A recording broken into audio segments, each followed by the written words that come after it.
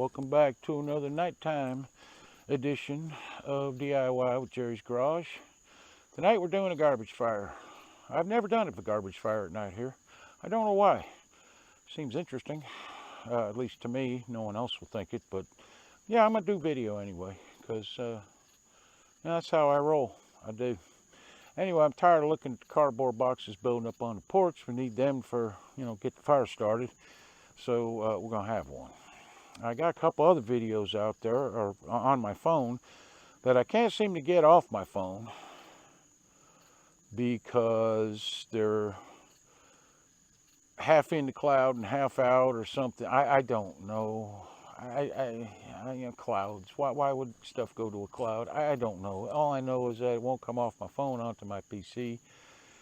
And if I can manage to get the whole thing up there to the cloud, I could get it off the cloud and put it on my PC. So apparently the clouds are a lot thicker than they look. I don't know. I've flown through clouds. They didn't look that thick to me. But nevertheless, I got another one that most of the videos are on my PC except two. And they won't upload. So it's just very annoying. And I'm tired of it. And something to do with copies and horribleness. We'll see how it goes. Anyway, we're going to get started. I got everything out there, and we're going to light her on up. So we'll see how it goes. All right, that's nice. Enjoy.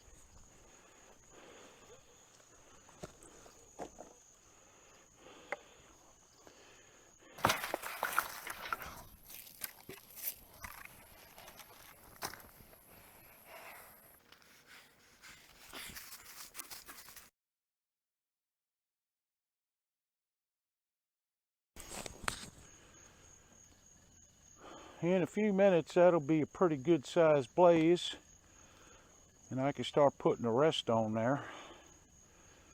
And before you know it, within a few hours, every single thing I put on this is inert and nothing but ash.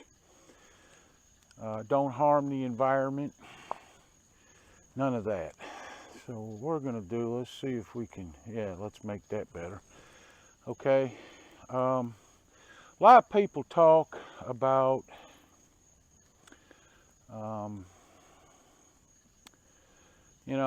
global warming and oh my God, we're all gonna die. Most of them, I've noticed, don't look like they pay property taxes. And what recycling and all that does is take money away from people who used to make a living doing recycling, literally. And gives it all the money to the cities. It's all about money. My way of doing things, like I'll recycle all the, aluminum and tin cans and all that, but pretty much everything else goes in the fire, almost. And I don't mind recycling or anything. It's not like, but I'm not paying the garbage company $60, $70 a month just to come pick up my garbage. It's ridiculous. So my thought on it is by doing this, I am literally just turning everything into nothing, basically. It's ash, it's nothing. It will burn there won't be food, there won't be anything left. Everything that is man-made comes from the earth. Okay, and I'm just returning it in a different form. And global warming and climate change, whatever we're calling it this week, is nothing more. It's about tax money and that kind of thing. And I don't know about anybody else. I'm tired of taxes, so this is my way to rebel. They've been burning garbage since the dawn of time. I grant you there are probably companies out there take advantage of it, there's no doubt, but I ain't one of them. All right? And I enjoy the fire. I have a hose hooked up over there, so if any of the grass, touches off just a little bit. There's no wind tonight. We don't do fires in the wind. Okay, you can see because the flames are shooting pretty much straight up. I try to keep the wind at a minimum. And if there is a fire, I got plenty of time, walk over there, unroll the hose, bring it over to the fence and put it out. So safety is the thing, obviously. And I pay attention to it, and it works for me. So.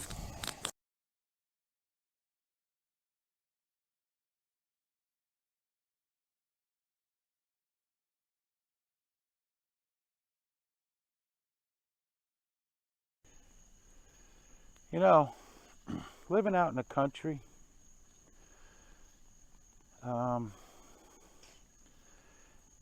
there's a lot more freedom out here. And yes, we have our rules and regulations and so forth. We do. But there isn't somebody always watching you and telling you you're doing it wrong. You live in a suburb, chances are you got a Karen somewhere. You live in an apartment building somewhere, you got a bunch of Karens that are bitching about you. Out here, I got one neighbor, he's a nice guy. So far, he hasn't complained in 10 years about anything I do.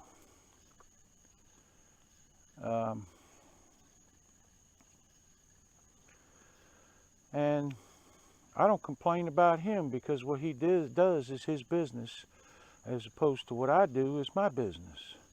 And a lot of people live that way out here. We believe in rights of the property owner. We believe we're being taxed too much. We believe all kinds of stuff. You can like it or not. That's your business. But there's nothing like living out here. Are we like short on like stores and like we don't have a Home Depot or anything like that? You learn to live that way. You learn to live with it. It's fine. Okay, you do learn to live with it. And it's very peaceful. And you don't have people screaming at each other 24/7 or neighbors feuding and gossip and all that. And if there is gossip, there's always gossip. But if there is, you don't have to listen to it. You just walk away. You won't hear it. I'm so happy at this point in my life that I'm on a place like this. I can't even tell you how lucky I feel when I sit down and think about it. I've lived in towns. I've lived in a couple of cities. And I don't think you could pay me enough money to go back to living in a town or a city. Nothing here is perfect, just like everywhere else. Everybody thinks Florida, oh my God, the freedom. Yeah, not really. We have our problems here, just like every other place. But the people here are friendly. You drive by somebody on the road out there and they wave as they're driving by you. They don't know you, you don't know them, but it's nice. We had some fires somebody set out here in the woods. In 10 years, I've never had that many people come on my property to find out if I need anything. I don't know who they are. They don't know me, but they asked. All right. I've been through hurricanes in small cities, small towns, whatever you want to call it, in an apartment building where people weren't that good to each other. And they're living in like on top of each other and next to each other, everything. I've got 5.5 acres. It's it's not the biggest lot in the world, but it ain't tiny neither. I can't see any of the neighbors' homes. Like I said, I got one that actually lives here. The guy across the street used it like a hunt camp, I guess. And the one over here actually burned in the fire, and nobody lived there since I have. It should have been condemned and taken out of there anyway. But you know, I mean, there ain't nothing like it, people. It takes some time to get used to it, and chances, you know, like I'm an older guy, I'm 60 now. We moved here when I was around 50, 49 something, 48, something like that, okay? And I wouldn't trade this for the world, ever. I have my barn over there. I can come out here and cut the grass at night, do a fire. I can go in my barn and work, because I really don't sleep. I'm mental deficient, I guess. I don't know, but at night I don't sleep that much. And I can do these things with nobody, I'm bothering a soul. Not bothering one single solitary soul. Wow. I don't have nobody coming by and threatening me or calling the cops or any of that. And why? Because people in the country, you know, you mind your business, I'll mind mine for the most part. Now, not everybody here is perfect, obviously. Yep, people got to be in everybody's business just like anywhere else, but I've never had a problem on this property. Not once. And I'm thankful for that. Sitting out here at night looking around, I got my big trailer right there. That's a 6x16, full of garbage, but, well, not garbage, but it's like storage at this point. You know, I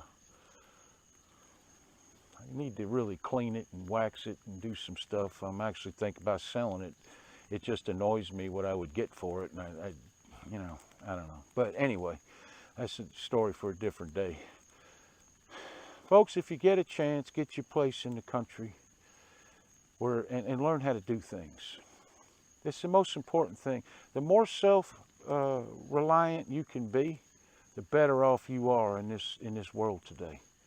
If you don't know how to do things, you're going to have a hard time if, you know, something bad happens. I'm not saying you should be a prepper or, you know, run out and buy $1,000 worth of stuff, but you really need to learn how to do stuff, especially around your own house.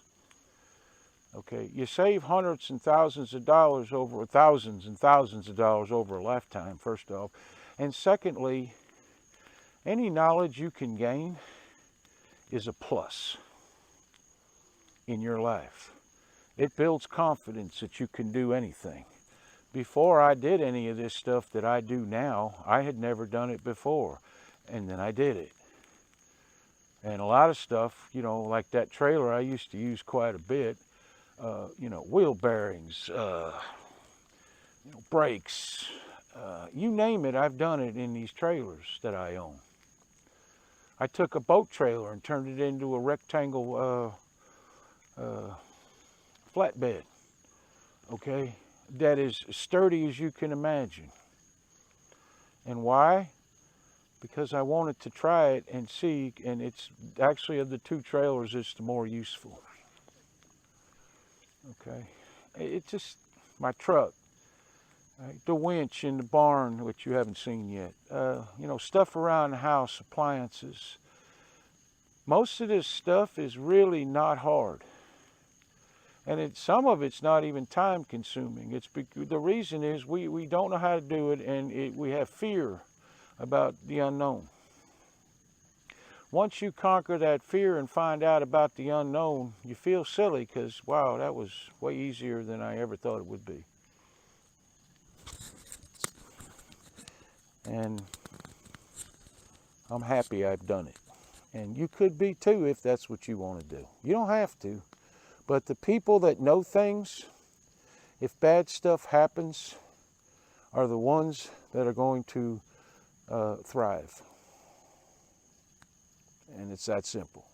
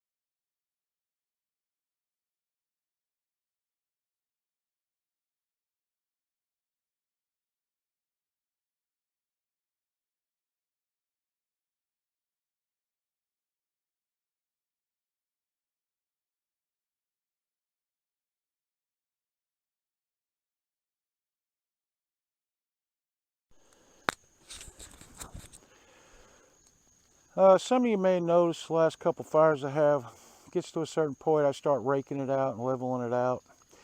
And there's a reason for that.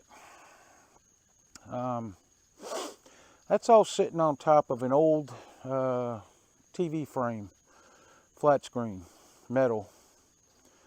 So that, and it's got holes in the frame, and in certain spots air gets up and through.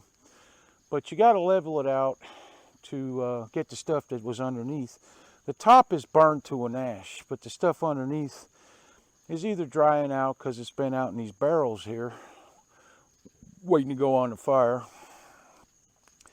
and it's drying out as it's burning the top. So you need to get and move everything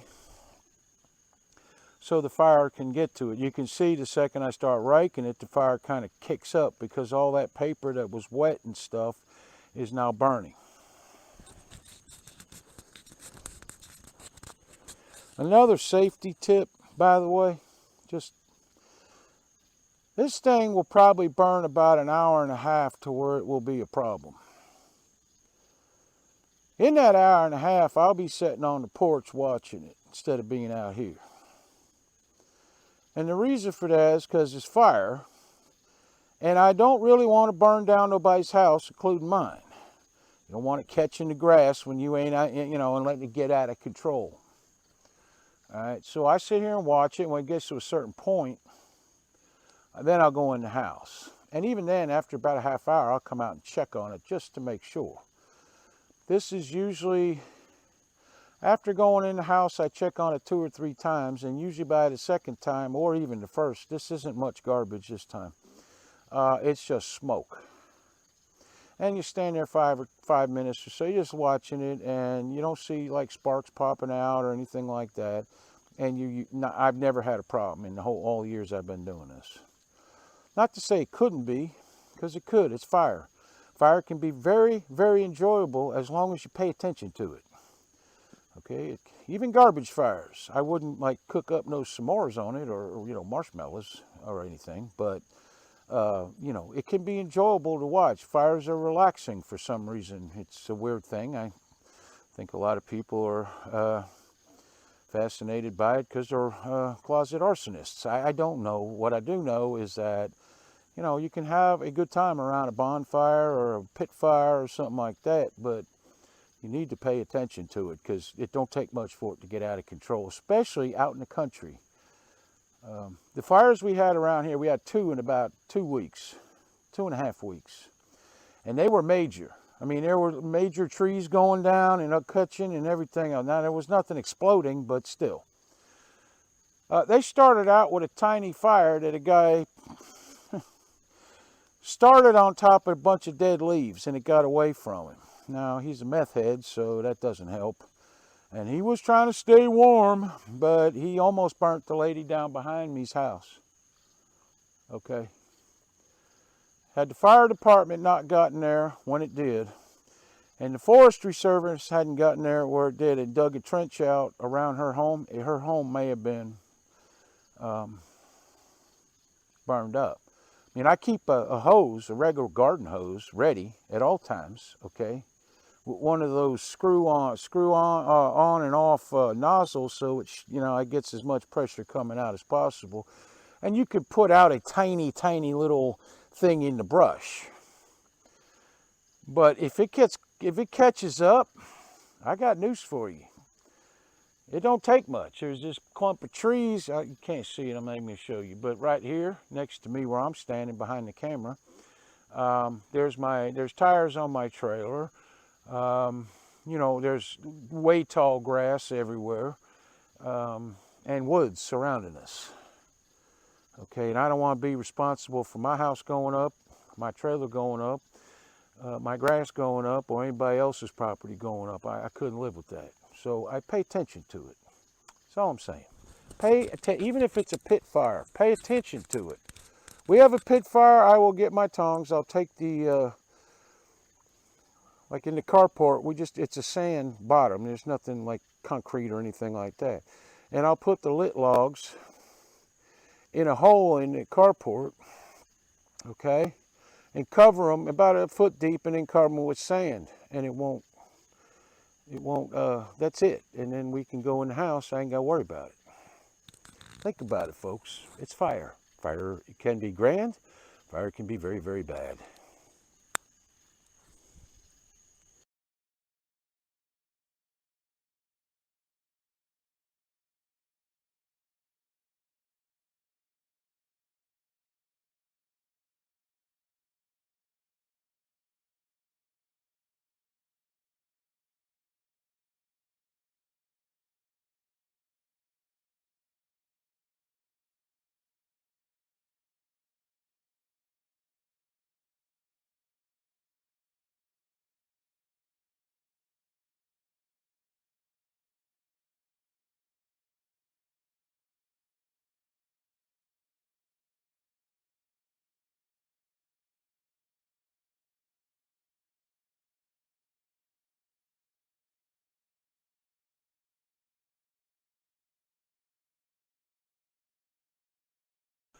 Okay, so as you can see from the porch out to there, um, it's died down quite a bit. There's still no wind.